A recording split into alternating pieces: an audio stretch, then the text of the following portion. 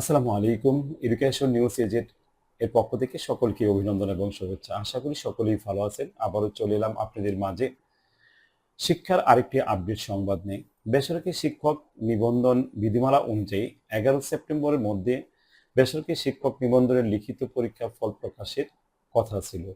তবে নির্ধারিত সময়ের মধ্যে ফল প্রকাশ করতে পারবে না এনটিআরসি।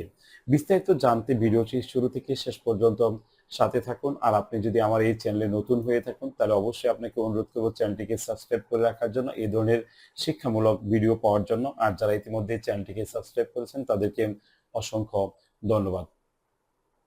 বিস্তারিত জানা যাক।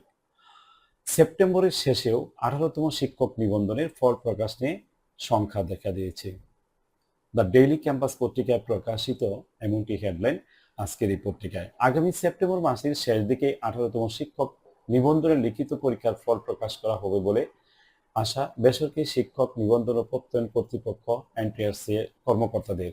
তবে গত 12 এবং 13 জুলাই অনুষ্ঠিত এই পরীক্ষার ফল আগামী সেপ্টেম্বর মাসের শেষ দিকে প্রকাশের পরিকল্পনা করা হলেও বুধবার 28 আগস্ট পর্যন্ত পরীক্ষার সব খাতা পরীক্ষকদের কাছে পৌঁছায়নি।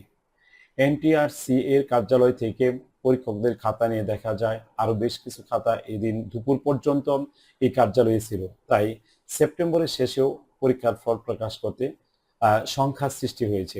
বেসরকারি শিক্ষক নিবন্ধন বিধিমালা অনুযায়ী আগামী 11 সেপ্টেম্বরের মধ্যে বেসরকারি শিক্ষক নিবন্ধনের লিখিত পরীক্ষার ফল প্রকাশের কথা ছিল। তবে নির্ধারিত এই সময়ের মধ্যে ফল প্রকাশ করতে পারবে না এনটিআরসি।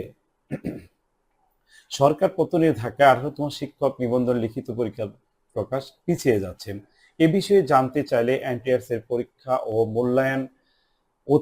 মূল্যায়ন শাখার অতিরিক্ত দায়িত্বপ্রাপ্ত সদস্য মোহাম্মদ নূরে আলম সিদ্দিক দ্য ডেইলি ক্যাম্পাসকে বলেন, আমরা সেপ্টেম্বর মাসের শেষ দিকে ফল প্রকাশ করতে চাই। সে লক্ষ্যে পরীক্ষার খাতা দেখার প্রক্রিয়া চলছে। অস্থিতিশীল পরিস্থিতি থাকা সময়মতো পরীক্ষার খাতাগুলো পরীক্ষকরা নিয়ে যেতে পারেনি।